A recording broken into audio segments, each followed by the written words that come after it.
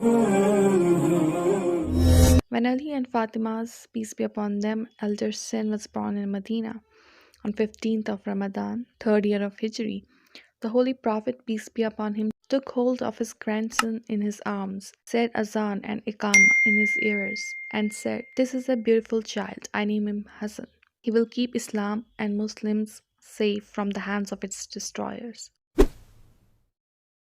Historians note that this child looked like his grandfather, the Holy Prophet, in looks and in manners. When he came to the mosque, the Holy Prophet would let him sit beside him, and let the attentive companions see and behold who this boy was.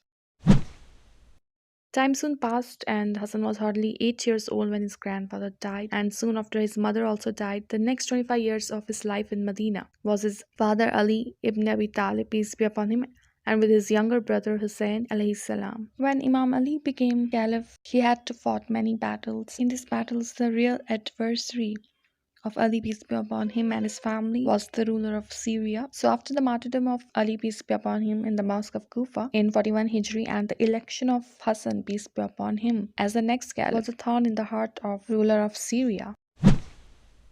And when we talk about the peace treaty between the ruler of Syria and Imam Hassan al-Islam, it was the hallmark of Imam Hassan's life that making peace was his share in the same manner as the Prophet of Islam did in Hudaybiyah. Therefore, his confrontation with a ruler of Syria demanded a treaty rather than blood, and Imam's victory lay in that treaty and in the perseverance of those faithful Muslims whose premature death in battle at the time would have extinguished the light of Islam originally. And why it demanded treaty? Because Imam Hassan realized the disloyalty of his comrades.